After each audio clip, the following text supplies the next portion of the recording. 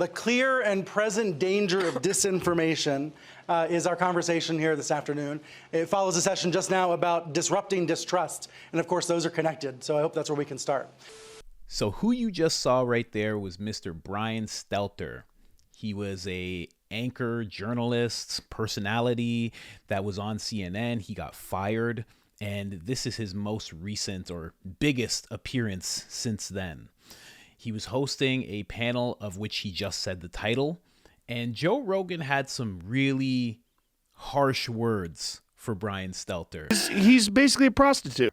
And I know it seems like there might be some bad blood, but the reason for him talking the way he's talking about Brian in this situation is because it's almost like Brian is enabling the U.S. to be subject to some things in this panel, just by him being there, just by him going along with what they're saying in this panel. You should really check it out, but let's get into episode 1940 with Joe Rogan and Matt Taibbi. This is where Joe Rogan starts talking about Brian Stelter's appearance on the World Economic Forum. The timestamp is 12 minutes, 47 seconds. This eventually leads to government control of all thought and speech. This is where you're going. You're allowing the government to influence you based on one specific problematic individual, and that could spread out into every one of us, right? All of us, easily, quickly.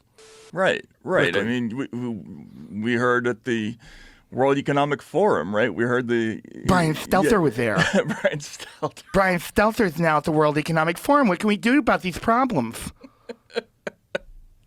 He looked very comfortable there, didn't he? Of course he does. He's with evil lizard people that are trying to control the world. That's his bosses. He knows how to handle that kind of situation.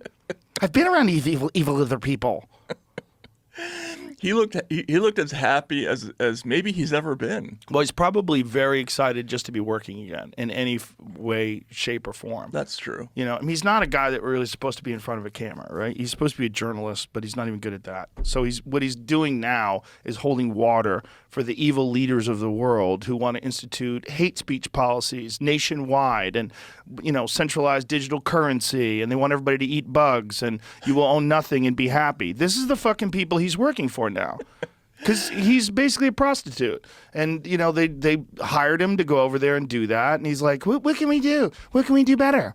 Yeah. What can we do different to get everybody to stand in line? Yeah. What can we do? And for a journalist to sit there was that one moment where that woman, Vera Jourova, she's an EU official, and she's talking about hate speech laws, and then she touches the knee of somebody sitting next to her and saying, "You're going to have that in America soon." Yeah. And Brian Stelter is sitting there grinning. Yeah. You know, like that's not offensive to him. Like a European basically saying, "Oh yeah, you're going to have this too soon." Like even though it's completely antithetical to everything that we believe in this country. Like, you know. Well, I think when you're working in a corporate news structure, and you could speak to this better than I could, obviously, but I think when you're working in an environment where you have editors and people in your ear, and you have producers, and you have narratives that the company is pushing, and then you have sponsorships that you're beholden to, it's very difficult to form any sort of problematic or controversial independent thought and then try to express it publicly. You're not going to do it. It's just too scary and sketchy. So when you're trying to keep that job, and here's a guy like Brian Stelter who already lost one of the biggest gigs in all of broadcast news. He was on fucking CNN. And then, you know, here he's standing there and they're saying, you're going to have hate speech laws in America too. He's like, okay, everything's running smooth. Everyone's smiling. Like he's not suitable for that role. Right. He doesn't belong there. Right. You don't have the stones to carry that conversation in a way that's going to benefit all these people that are listening to it. What you want is someone who's in that position that goes, hold on, what do you think is hate speech? What's hate speech to you, and what's hate speech to me, and who gets to decide? Who gets to decide? And I know that this is why the World Economic Forum positions themselves the way they do when it comes to these panels and this whole meeting that they have. The reason why it's not open to the masses of people who may disagree is because they want to decide. They've already decided that they're going to be the ones to decide. And that's why it's such an issue. And I have to go back to what I said before about how there is a slippery slope. We've seen it with Dr. Peterson when he stood up just a few years ago against UFT, the University of Toronto, when he stood up against certain words having to be used in law. You're seeing it now with Joe Rogan stepping up to the plate right now and talking about the World Economic Forum and hate speech and what's hate speech and what's not hate speech. It seems like he's just getting bent out of shape, but there are slippery slopes of where this goes. Stumbling over my words. I'm not used to being so big on the screen, but there is a slippery slope where this stuff goes. If you really think about it. Here. Is speech banned in the UK? Any communication which is threatening, abusive, and is intended to harass, alarm, or distress someone is forbidden. The penalties for hate speech include fines, imprisonment, or both. The police and the CPS have formulated a definition of hate crimes and hate incidents, with hate speech forming a subset of these. That sounds like it's really good. But if you say something to me that I say distresses me, maybe you tell me to get out of your way. Maybe you go like this, and I go, oh, well, I'm African American, and the reason that they did this is this is hate speech. I feel distressed. It's a bad place that we're in when the police or the authorities would have to get involved. They would have to be like, well, let's weigh this. Let's have both of you come here. What exactly happened? And if they decide what you did distress me and I'm appearing distressed, well, then you're going to jail or you're receiving a very hefty fine. Let me go back to that website really quick. Let me just go, where was it? Oh, up to France. Can you go to jail for hate speech in France?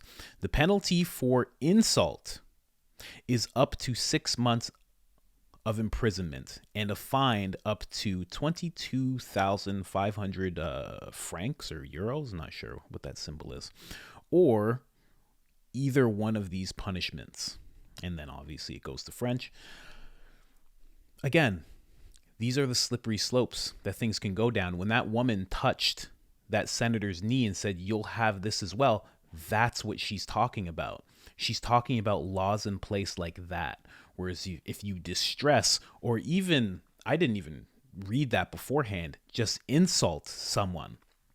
So that means we could just have a regular dispute and you could brush me off and just call me a random name. Doesn't even have to be a racial slur. And if it's insulting to me, now I have the right to try and get the authorities involved.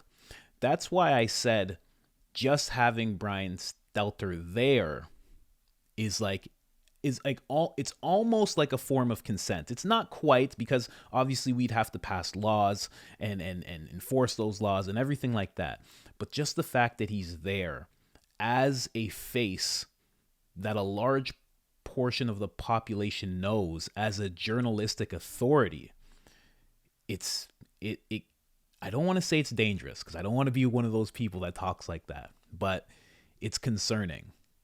And I love that Joe Rogan took this stance up against, not just the WEF, but up against Brian Stelter and really calling him out. I mean, I've never heard a more polite way of telling somebody they don't have the stones to be where they are right now. And it's true, because throughout that whole panel, which you can go and check it out, if you type in Brian Stelter disinformation panel WEF, you will see in this panel, he does not really stand up to these people. In fact, he actually stands up more to the American senator who at times inside of that panel actually stands up for free speech. A little bit, not a lot, because of where he is and what he has to go along with, but he does kind of give a little bit of a stance towards free speech and how important it is. And Brian actually goes at him the most. And the woman who's talking about hate speech and how it's going to be in America soon as well, and I'm sure she wants it throughout the world, he is actually the lightest on her. He's the most polite to her. It's It was just bad all around. So when you see Joe Rogan taking these shots at Brian Stelter, just know that they're very, very, very much deserved. So I hope you like the new format. I apologize if you didn't, but this is how I have to do it in order not to get all the bans and weird stuff that's been going on. And I don't even know if it's going to work. So if you're seeing this, hooray. And if not, I'll try again, and I'll try again, and I'll try again. But otherwise, I'm out.